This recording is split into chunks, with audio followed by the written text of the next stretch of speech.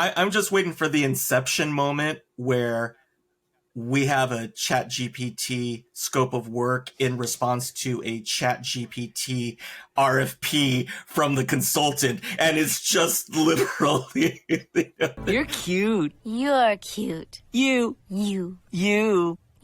You. Oh dear, she's stuck in an infinite loop and he's an idiot.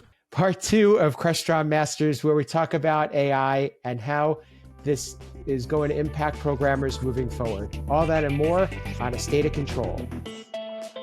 A State of Control, episode 117, Silent Intern. Welcome to A State of Control, an AVNation podcast that highlights the control programming and automation aspects of the audiovisual industry. My name is Steve Greenblatt. I'm your host. Thanks for joining us today. If you haven't listened to our previous episode, please press pause now and do that. That was episode 116, and that's the first part of Crestron Masters, and you'll get to hear some familiar voices, but this is going to be a continuation of that episode, and we're going to talk more about some of the technologies that were discussed at Masters, and some also, let's talk about where things are going for programmers.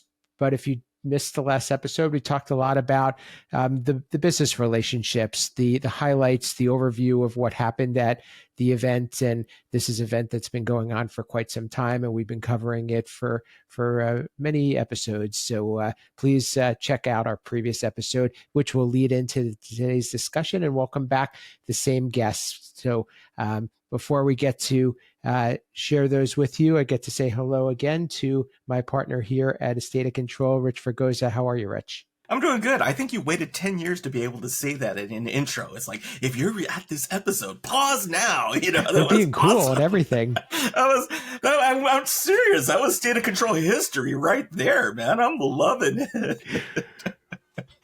I'm doing good. This has been a great conversation. In fact, you know, we've had some in between the recordings. We also had some other great conversations that I'm looking to pick up here and memorialize it. So. Excellent. So we get to welcome back our two guests, the first of which has a new job in a new company, and he is Dave Hatz from CTI, the VP of Machine Intelligence. Welcome back, Dave. Awesome. Great. Glad to be here. Glad to keep going on the discussion, and I'm excited to sort of talk about how my new role at CTI actually was, a big part of the discussion at Masters, frankly. So I'm excited. Excellent. And last but not least, we get to welcome back our friend of control State of Control. He is Russ Noble from Clear Allen, the principal there. Welcome back, Russ. Thanks for being with us again.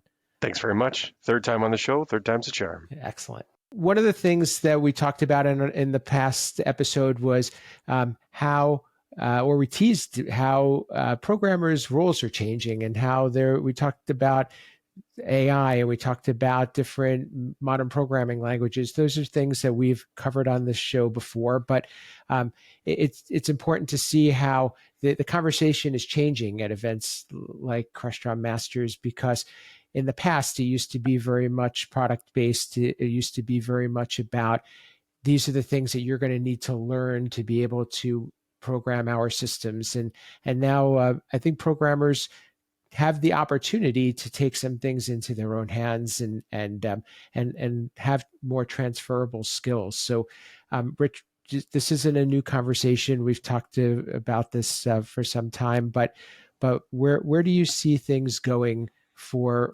programmers, and how do you see their role evolving? Well, I think we talked about this several times, is that there is as the group of existing control system programmers ages out over a period of time, and the new programmers are coming in, we're going to start seeing, hopefully, the development of software developers, right? Of people who are coming in that they're, typically, it wasn't always, but when you started out in this 30 years ago, you didn't necessarily come from a computer science background. You were potentially the owner of a company, or I started out in sales, And literally the reason why I wound up falling into programming was because my programmer had a family tragedy and the job needed to be done. And I locked myself in my office for 2 weeks and taught myself how to do this stuff. I mean, there were odd stories of how people fell into it early on, that it was just like, people were like, I never intended to do this. It just happened to be fun. And it was a different subset of being in the AV industry. Right. And, you know, I've always said that, you know, especially on the Resi side, you know, our story used to be the only reason we got into our business is that our bands weren't making any money. So we had to get a day job. But this group of programmers coming in are far more versed in, and they've grown up in a software is eating hardware world. You know, if you're anywhere over 30, 35, you still had your roots in a hardware-based world. You still were dealing with physical connections between devices, and far simpler rules between the devices. You now have this acceleration of what we've said of it being a software-based world, that your rules are different. Your rules of interacting are different. Just the principles of it, you know, the principles of signal flow and how we used to deal with the analog chain is different than how you deal with it with the digital chain, and is now different with how you're dealing with it in the network chain, right? So there's been that progression of the industry and the softening of the hardware structures into software structures, and because of that, the group coming in, they're not hamstrung by how we had to do it. You know, they weren't hamstrung by 16K of RAM that you had to put on a PROM chip, and you know, you had only so many times that you could write it, right? Those, I mean, you tell it, and it's just, you know, I mean, it's like I tell my son that, and he was just like, well, God, did the Ice Age happen when you were programming still too? I mean, you know, did you fire up your computer with coal? And so it's exciting in that respect, in that they are not bound by the rules that we were bound by. But the hardest part is, how do you teach them? Because we still come at it from, you know, finite resources, analog connections. You know, there was a way that we did it. There's a way that we do it. But the new developers that are coming in, and I spoke about this actually when we were off air, but I'm going to speak about it now. The issue that we have in the AV industry and the AV controls industry is that we're still not technically part of the tech sector. The tech sector has a whole lot more zeros in terms of the business that they generate and the ability for companies to generate in order to pay their developers that amount. A software developer coming out with their 4-year degree in CS is first going to look at the tech sector, because the tech sector is going to pay. Maybe they find their way into AV because they find that they love it and everything else, but you're hoping for that, right? You're not banking on the 90% of graduates are immediately going to want to come to your industry. That's a reality. And that's a lot of times that we don't talk about it because, you know, again, like I said, we've got that identity crisis, right? You know, people who are in this industry are passionate. You know, is there a lot to be said about that? Yeah.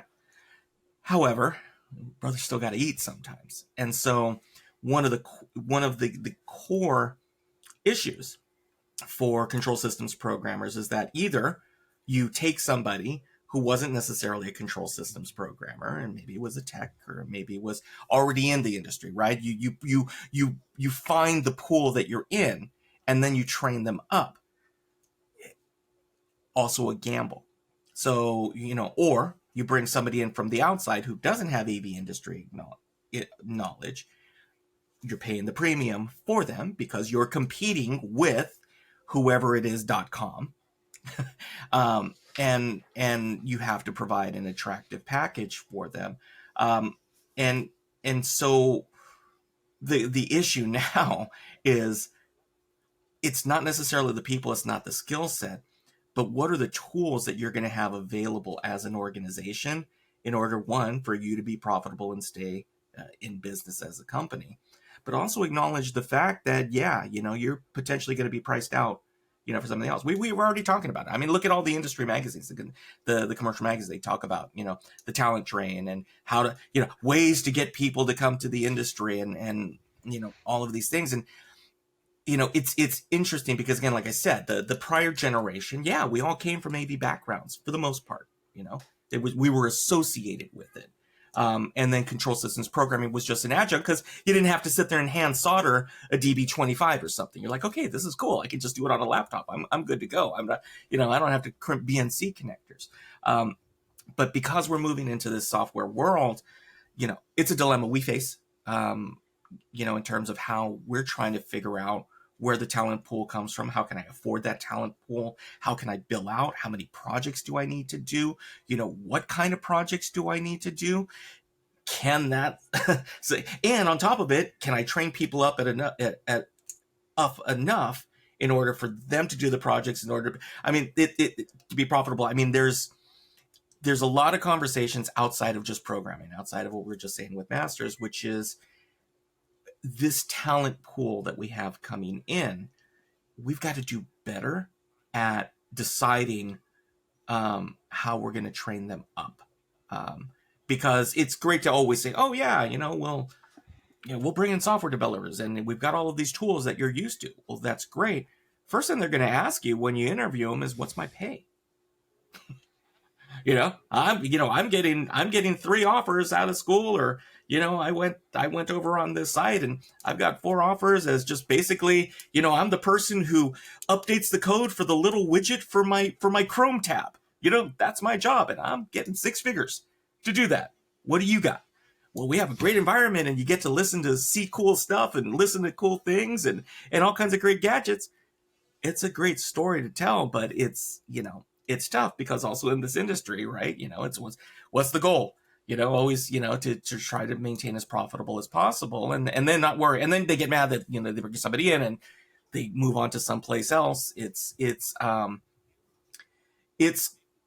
a big part of where we are at right now. And again, I appreciate the segmentation that we were talking earlier, Russ, about being able to use real software developer tools. That's great if you're already a software developer. That's not our problem. Our problem is, how do we either attract software developers or train software developers? Because if you're counting on somebody coming fresh out of a 4-year university with a computer science degree, you're the runt of the litter in terms of the job offering hierarchy that's coming out. And it's okay to admit that, because we do provide something that is very special and fulfilling and great stuff, but we suck at our message about that.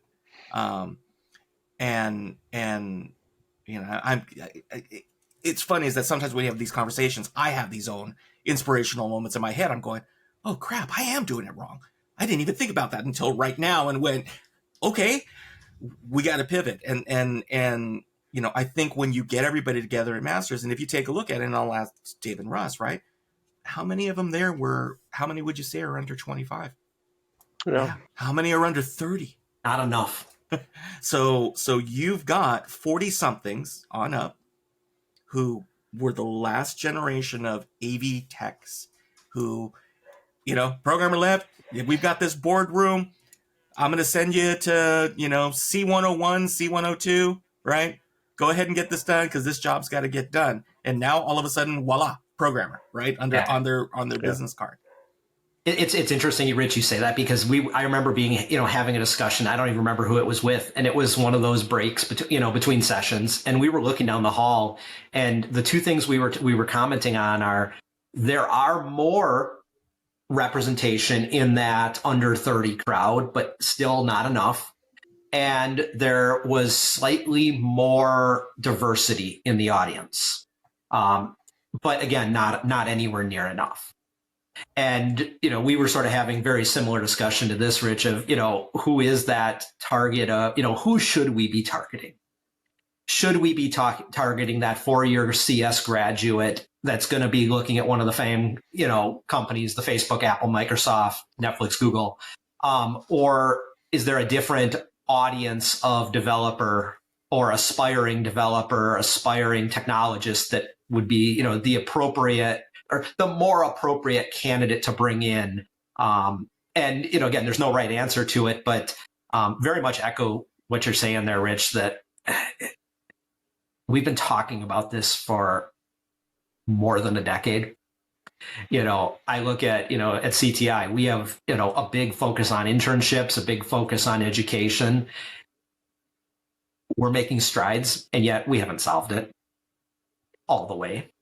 We're working on it, but we haven't solved it all the way. And I think that's something just as an industry, not even just Crestron, not even just this community of programmers, it needs more attention. I think it's a difficult one to solve too, because I think the number was just over 1,100 certified programmers worldwide when they put the slide up at Masters.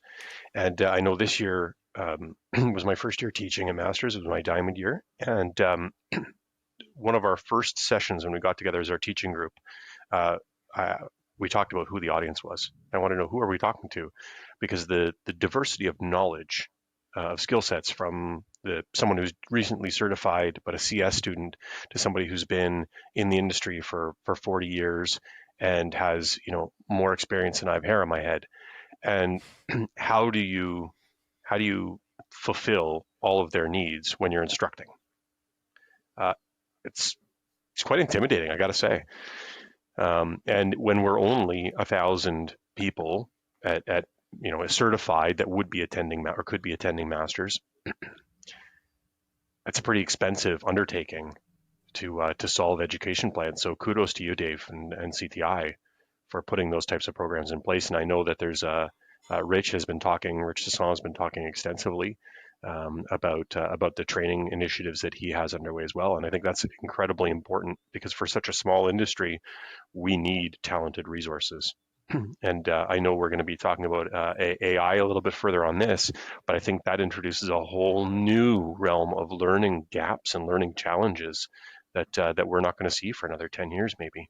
That's a great lead in, and I'll echo that too. I think that the programming community isn't necessarily I think it's indicative of the industry as a whole. What you see at most events is that same lack of youth and lack of diversity. So it's just it's consistent, unfortunately. but that is it could be problematic. And I think what I'd like to explore a little bit, and Russ, we could start with you on this, is that is there a resistance to change because of that? We are looking, and we talked about in the previous episode, there are modern tools that are being presented, and there are different and new and ways of doing things, and those things are better. To Rich's point, we got, I like to say that we got used to being able to make artwork with 8 crayons, and now we have the full set. And but do we take advantage of it enough? And if not, why? Change is always inevitable. Right, and it's those that thrive are those that can adapt to change. So until if you resist the change, you've found a place which could be very profitable for yourself, could be very successful, but is terminal. So change doesn't have to be massive either. Change can be small and incremental, and you'll still get to the same place. I know in athletics training, they talk a lot about natural talent versus learned talent. And the learned talent always exceeds the natural talent as long as the work is applied. So you have to be willing to change, and you have to be willing to learn. And when you do, you can be extremely successful at it. So I mean, we talk about the Masters and its importance and attendance, and part of our team for going there, the value is the education, being taught some change, but then also hearing from our people, from our community, some change, influencing change in ourselves. How can we be doing things differently? How can we always be doing things better? I talk often in our team about me kicking over the apple cart, probably to the frustration of many of the staff, but I love kicking over the apple cart. And is there a better way to do this? Can we do it better? I know we've been doing it this way for so long, but how can it be made better? And through that, we can realize a lot of the advantages that our customers are looking for. Right? They're not looking at their touch panel to do what it did 10 years ago. They're looking at it to do much, much more, and without being able to adapt, and in many cases utilize the new technologies that are available to us. I mean, software technologies that are available to us. you won't be able to achieve it. The other thing, Russ, that I hear a lot is there's no money in it for the integrator, for the CSP to stop and learn a different way to solve the same puzzle. Mm-hmm. And you're right. If you're solving, to what you said, if you're solving the same puzzle, why would you change? The key is to listen to your end users and what they're trying to achieve. Because to your point, they're trying to do something different, or they aspire to do something different, likely, than what you have done.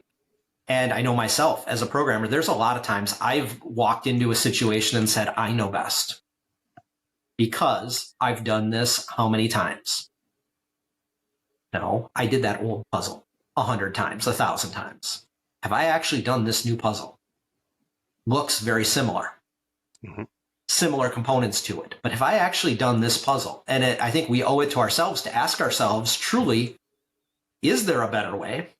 Because is there a different, again, are we trying to solve a different puzzle? I think the minute we recognize that there is opportunity to doing more, to doing it differently, now that opens up the why we should be thinking about other tools. Because the tools we had don't always do the things that we have just discovered would provide value to our customers, would provide value for our business to deliver. I think if we look at it through that lens, it starts to give a little more clarity to the importance of that constant learning and that constant change, rather than just, here's a different tool to do the same thing. That's a great lead in, Dave. And I wanted you to touch on what you're now doing at CTI and what you're doing moving forward. One of those things is AI. AI is something that I think has a lot of different meanings to different people. So talk a little bit about what programmers need to know about AI. And if you haven't seen Dave's posts online, they're really excellent. And he really does a great job of being able to show where AI provides value and that it isn't a threat, and it's a great resource. And so please check those out. No, I appreciate that, Steve. And so I spoke quite a bit at Masters to a number of different audiences around AI. And I think, the first thing I would say is AI is part of a solution. But before you can really embrace it, you need to know what problem you're trying to solve. Just saying we're going to apply AI has really no meaning. One of the things we talked about, is there's sort of two categories that, to oversimplify here, I'm going to break AI down to how it applies to what we do. The first is our own productivity and the productivity of those around us. This is where tools like Copilot, ChatGPT, Claude, Midjourney, a lot of times generative tools can take the burden of tasks that we might not enjoy or just aren't places where we bring great value to spending time on. If I can take a task that I don't like doing and get it done quicker, well, that makes me more fulfilled. I can put my time to other things where I bring value, where my experience and my skill matter, and get a quicker result to get past the parts I don't like. One of the things I talked about in this realm is, we talk about, well, how do I apply it as a programmer? Well, make it the old quadrant analysis. Make a 2x2 grid, 4 boxes in a grid. Across the top, on the left one, label it things I love, and on the right, things I hate. Down the side, the top box is things I'm good at and add value, and the bottom one is things I don't add value. Start thinking about the steps of what you do as a developer and put them in one of those 4 quadrants.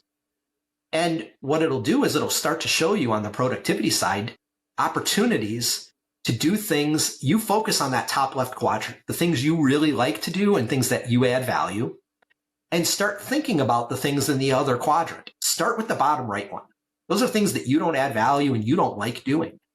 Well, find AI tools that can help you accelerate through those. You probably can't stop doing them, but some of the best examples of where AI productivity tools have thrived are from people who are, I don't want to call them lazy, but people who don't want to spend time doing things. and that's why they look for the opportunity to get away from having to do it. So, a lot of the opportunity I see in this for a programmer is either writing a narrative or consuming requirements from an RFP, as an example. I get this big stack of things that a consultant said I should do.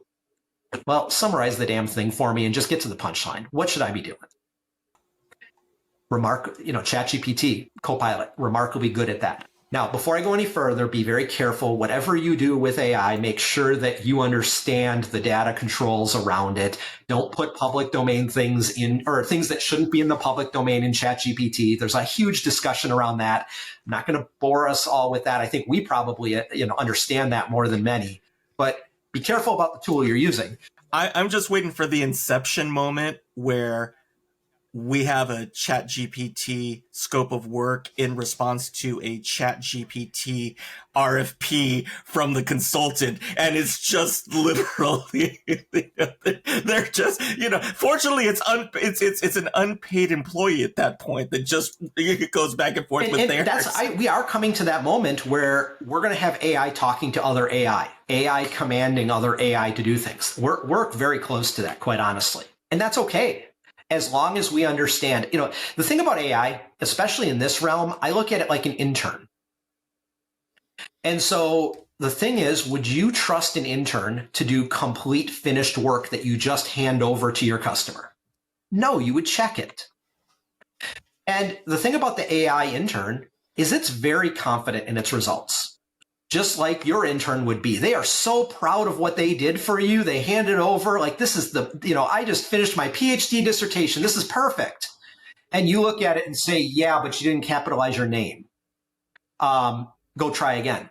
And so AI is very similar. It will give you full confidence in what it did, but it's a communication game. How you prompted it drives what it comes back with results. The data set it's been trained on, it drives the results. It's up to us to be conscious of where is it biased, where is its gap, and to proof it, to make sure that what 20%, what 30% did it not get right, and to catch that. If we do that effectively, that can really speed our world up. We talk about coding with AI. Okay, write me a library to go do REST API handling. Yeah, you think I really want to spend my time building that? No, I want to do fun code. Same time, I better validate what it gave me back. So, back to the AI, the bubble back up for a second. So that's one half of AI, that productivity side. And I think there's a lot of opportunity for the developers. I actually challenged the programming community in one of the discussions we had about this to just go, if you're not tinkering already with this, get off your butt and start doing it today. One of the things I'm a firm believer of, we talked about education. If you spend 18 minutes a day, every single day, at the end of a year, you will be better than 95% of your peers in anything. This isn't AV, this isn't programming, anything. 18 minutes a day. It equates to 100 hours a year. All that aside, the other half of where AI has the ability to really influence us is on the analytical side.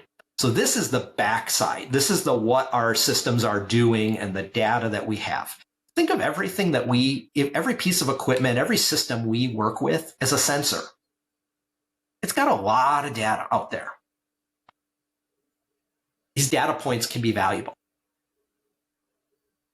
Not necessarily as raw data, but given a little bit of filter, a little bit of obfuscation sometimes, these can be really valuable. One of the things I was enlightened to, and this was talking with John Otteson at Masters, there's a number of Fortune 500, Fortune 100 companies that he is working with right now. And their ask to the AV integrator is not use AI to do analysis and that's where my mind goes, is I want to use AI to analyze and to categorize all these data points and give me insights and drive it into my remote monitoring management solution, those things. What John was telling me was actually the opposite. There's a couple of really big organizations out there. And we all know they all have data science teams. And their ask is give me the meaningful raw data and stop. Get out of the way. We got it from there. Their goal is to put it in their data lake, analyze it with everything else that they're getting from their building management system, from their environmentals, from the weather, from the daylight harvesting, from every other aspect, from their Wi-Fi density measurements. They're going to drive the utilization metrics themselves from all of their systems, not just the AV technology. And I thought it was amazing, and it opened my eyes to a piece of this of, think back to the early room view days. Programmers really struggled. And I touched dozens, if not hundreds, of room view installations. And very few, if any of them, ever really realized the value that room view could have delivered, because we left it to the programmer to figure out what data was important. It's a discussion that Fred Bergetzi and I had years ago, and it was one of my most memorable moments of talking with Fred, because we didn't train our programmers to know what was important. In this case, we don't need to know what's important, but what we do need to do is sanitize and build a common structure for the data we're going to give. So the example I would give is, if we're looking at a video signal, do we actually care if it's 4K 1080p or 640 by 480?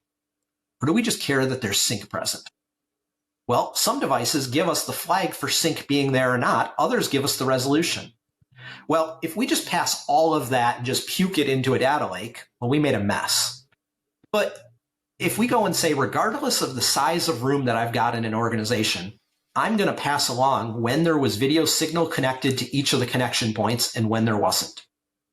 I'm going to pass what was visible on a display from the routing system. I'm going to pass when it was in a call and even what the volume level was, things like that. Pass that all along to a data lake. Now let the end user go and their data science teams start to go and really analyze it. There's a lot of opportunity there. And there's a lot of area that in our industry we're not talking about with our customers. And if we're not careful, our customers are going to go around us and they're going to get the information. At the same time, we've got the ability to be the heroes to them, to speed them up on these journeys. And all we got to do is ask, are you doing this? And our stakeholders probably aren't aware, but we push them. And not push them that we need to do it, but do you, my AV stakeholder, here's an opportunity for you to go be a hero to someone above you in your org, to someone who this does matter to in your org. Put in that context, I've seen this be a successful discussion track, and we set our end users up to be the heroes. We provide greater value, and now as a firm, our firm becomes the one who brought the value that no one else did. We've become sticky with that organization, and it's harder for them to go shop us around at a point where, otherwise they might be trying to shop on price. So a lot in there. Love to get, Russ and Rich, your guys' take on the AI side of things here. But for me, those are the discussions that we had a lot of at Masters, had a lot of sidebars along this. And I'm inspired by those who I talked with who are trying things. And I would challenge anyone who's not to jump in the water. It's not scary. And frankly, a lot of this is life skills from today forward that we're all going to need to have. So get them quick. I love your concept and actionable exercise of the of the boxes, Dave. That's fantastic. I think looking at metrics and data, and you talk about the actionable data. You can provide thousands and thousands of data points, and they can all generate thousands and thousands of messages that within 2 or 3 days someone just filtered, and no one ever looked at again. I think that there's a huge opportunity in AI for all of that data to still be ingested, because I think depending on how you're looking at the problem, the installation, the system, you may want different things, and understanding why, of course, is where we start with that. But if there are 15 different incidents, events that occur, or 100 different events that occur when you're monitoring everything from servers through switches, through cores, through down to MTRs into the room, down to the display in the room, let's call it 25 emails was actually one incident. And that one email should actually just contain, there was an incident here with this device, and here were the results here was the impacting or elements that were impacted by it. That's something that one email that everyone who gets it will pay attention to, and it tells the story. And how about go one step further? Because we had those 20 events that led to the one incident, let me analyze those 20 events and let the AI recommend what are the most probable actions from the knowledge base that could apply to actually remediating this solution, or this incident, I should say. Mm-hmm. Beautiful. Rich, I know that this is something that you're going to recommend for everybody to get a part of, become part of as well. What are your thoughts about how programmers need to embrace AI? I know we've talked about this on previous episodes as well, but I wanted to get your thoughts as we wrap up, because we do probably coming to the end of this episode. I think Dave and Russ hit it, and from an approach that doesn't get discussed often, which is it's more of a personal productivity tool. How does it make you a better programmer by allowing you to minimize the effort required on things outside of programming? Just like Dave was saying, right? So the quadrants, right? It's not computer write me a program. That's not what it's for. What it's for is exactly what Dave and Russ just spoke about a second ago, which was, you know what? We got 4 service calls on this project. I know you want to send me back on site. How can I learn to analyze the data? Distill it to a point to be able to say, here are the bullet points. Here's what's going on. Here's what we can explain to the client. And here are the action items that they can choose from. All of a sudden now you just spent, let's say, 30 minutes on what could have been an on-site visit, meeting with all of the players in it, sitting there pushing buttons, testing things. Oh, did the display come on? Oh, did the display, right? All of the things, even if you're doing it remotely, right? That's a great point right there. It's one of the things that I think is the lowest hanging fruit for a programmer to use AI for. Write your test cases. Put your method into AI and say, write me my test cases for this. How much test case coverage do you have in your code base today? I mean, listeners can ask themselves that question. And how quickly can you get to 75% coverage with very little effort? Well, I mean, Oliver was great. I know that Oliver had a class basically about that, which is, these are the tools that, and throw the term around that real software development is about, but it's true. It's about taking those tools and on top of it, the sharing of the tools and the way you've done it. I'm going to give props to Steve. I know Steve, he's published free tools to help out. Pepperdash has done some of their work where they put out essentials and some of these things that it's tough. It's tough being on the front and pushing it out, because you don't know what the response is going to be, but somebody's got to be first, right? And then, once traction kind of comes through, it was like, oh yeah, this is great. We all should have been doing it. Yeah, but you weren't the first. You just waited until everybody else did it. I think that what you, Dave, and Russ are talking about is that it is a safe place to practice being the first, right? Because there's no harm necessarily. And like you said, and it's a perfect analogy. It's like you're throwing it at the intern. The intern says, look what I did, right? Just remember that your intern has a very big mouth. Yeah, but you can sit there and you can go, okay, that didn't work, but now I can iterate. Because again, it's just like programming. It's just like software development at that point. It's your iterations, right? Your first program out of the chute isn't going to work 100% like you intended, because there's variables, but you go through iterations. I think the hardest part, and I know it was for me, and it is like, my wife's in education.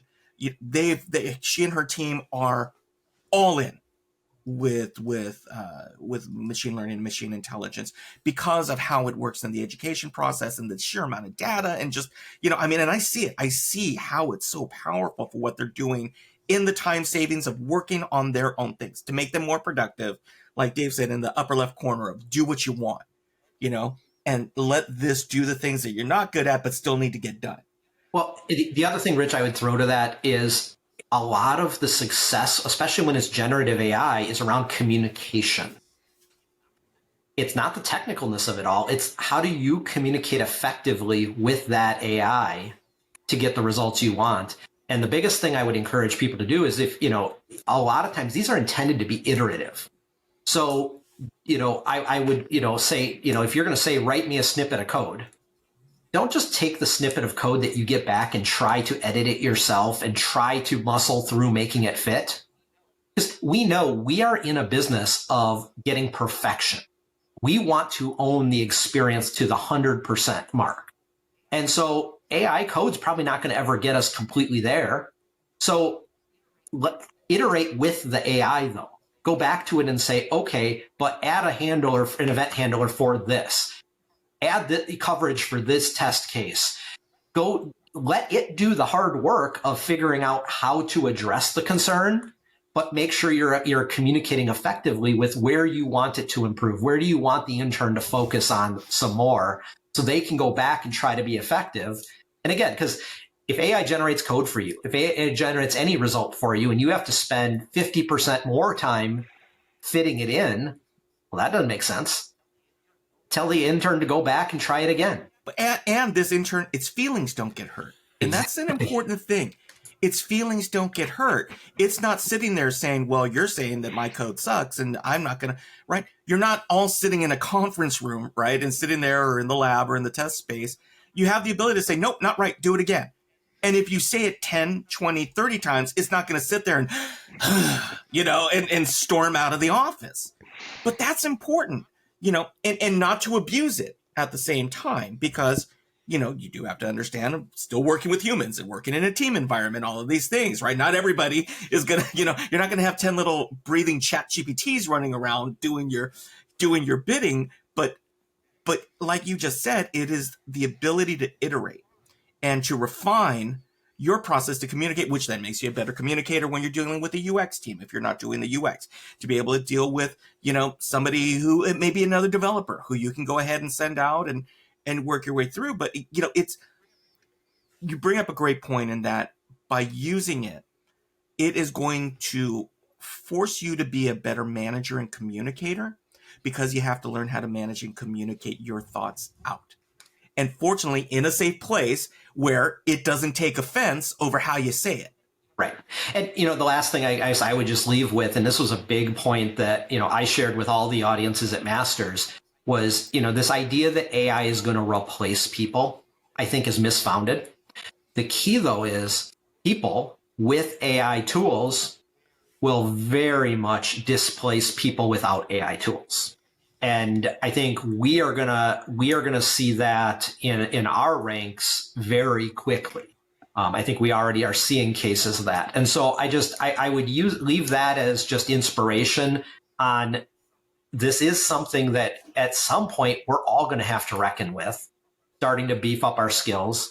You guys had mentioned earlier, I try on LinkedIn to post very concise and very actionable things as I'm learning them or as I'm sharing them with others, because there are a ton of resources out there that are showing just, small snippets, little at a time. We all know how we eat the elephant, one bite at a time. This is no different. Start small. Start with just something that's in that bottom left quadrant and build from there. And you will be surprised how quickly you're actually finding benefit from a lot of the AI tools out there. Well, I do have to wrap this one up, but this is such a great conversation, and I'm glad we were able to have a follow-up to our first episode of the State of Control on Masters, which again, you can check out at episode 116. And I'm sure we're going to have a continuation to this, but thank you guys for a great conversation. Dave Hatz, how can people get in touch with you, learn more about CTI, your new role, and talk about AI? Yeah, so the best place is probably on LinkedIn. That's probably where I hang out the most. Certainly, check out CTI.com. And full disclosure, CTI is the parent company of AVNation here. But it's definitely an area I'm extremely passionate about. and happy to share ideas and bounce thoughts back and forth with anyone on ways that they might become more productive with leveraging AI. Thanks again for being with us. Russ Noble from Clear Island, how can people get in touch with you, learn more about your company, and also continue this conversation? And thanks for being such a great guest. Thanks for having me. And I can be found like Dave on LinkedIn and our company at clearallen.ca, CLEARALAN.ca. And last but not least, Rich, how can people get in touch with you, continue this conversation, learn more what you're up to, and check out things that you're doing? You can find me on the interwebs. Typically, type in my name, things will pop up. It might be beer, cats, and programming, but never know what order it'll be in. You can find me on all of the socials, Facebook, X, LinkedIn, all of those. But hopefully, where you will find me, as I say always, so I hope you find me here on AVNation.tv. With our full suite of shows and all of our verticals, here with my partner Steve Greenblatt on A State of Control, or Resi Week, or AV Week, or tons and tons of other great shows that are out there. So would love for you to find all of us there for all of your technology needs and supporting our sponsors along the way. And I will add too, AVNation has done a couple of specials on AI, so please check those out as well if you want to take a look and learn more and hear more about this conversation. I think this is going to be something that's ongoing. I'm glad it was brought up at Masters, and I'm glad we're able to share some forward thinking. And as Russ said before, we need some inspiration for moving forward, and I think that this could be one of those things. So as programmers, it's important that we're embracing the future, and I think AI is part of that. For me, you could reach me at Steve Greenblatt on social media, my company Control Concepts at controlconcepts.net, and make sure that you like and subscribe and share a comment and let us know what you want to hear more about on A State of Control. We definitely want to hear from you. We would like to continue this conversation. If you want, please join us in leaving some comments or reach out to any of us to further the discussion. And until next time, this has been A State of Control, the network for the AV industry. What are you listening to? This is AV. This is AV Nation. This is AV Nation.